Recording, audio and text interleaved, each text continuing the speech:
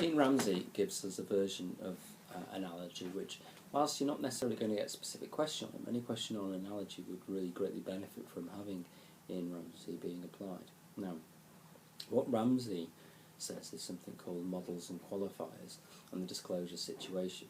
Now, he's a supporter of Aquinas, so effectively it's another version of Aquinas' argument, and particularly Aquinas' analogy of proportion.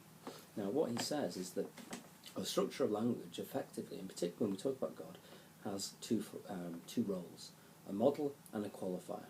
Now, a model is the focal point of the analogy, the point of comparison. So, for instance, take love, take good, whatever. Next, you need a qualifier, which helps with the sort of equivocal nature, how it's going to be used. So, we say infinite, perfect, other versions as well. So we say that God is perfectly loving, infinitely loving, or perfectly good, and we say different things like that. Now, ultimately, what he was saying was that when we take analogy, that's the correct way. But he said a little bit more, because what he adds is his disclosure situation. Ramsey ultimately believed that when we applied these rules to our language, that we would have a sort of quasi-religious experience almost, that we would know that the language was accurate and that it was what God was. Because he said that we would see beyond the literal language to an almost hidden truth behind it. We would come to a realisation. And this he called the disclosure situation, where the truth of God would be disclosed to us. And ultimately what he said was about a polygon. This was his example. He said, imagine that you've got a regular polygon which goes on itself in many different angles. Ultimately what it would appear to be would be a circle. Now, we would know literally it's a series of regular polygons. But what we actually see is the circle. Now, the idea is this is seeing beyond the literal truth to a higher truth, a more fundamental truth.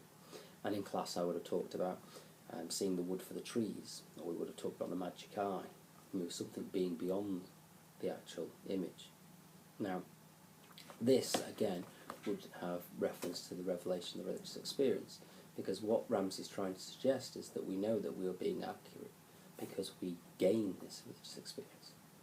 Now, it's very interesting about whether this can actually take place, and how do we know we're having a disclosure situation. Now, the criticisms. Well, the first criticism, is it anything new? Is this not simply the analogy of proportion? The second criticism is more fundamental, and it can also be used to criticise analogy generally. And this comes from Karl Barth. Now, Karl Barth, spelled B-A-R-T-H, was a very influential philosopher. Both Ramsey and Barth are from the 20th century. And what Barth said was, you're on the wrong starting point if your starting point is human language. And that's what Ramsey wanted. Ramsey thought that we could talk about God using human language and then gain a religious experience, and then we would know that the language was accurate. Well, Barth was saying that anytime we start with this, it's always going to be flawed. We must start with revelation. We must start with direct revelation as well, special revelation, directly from God. And if we have this religious experience, then we can know God.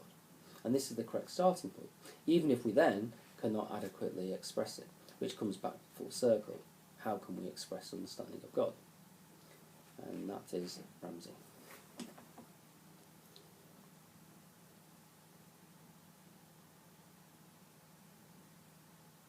Right, fine, let's close it now.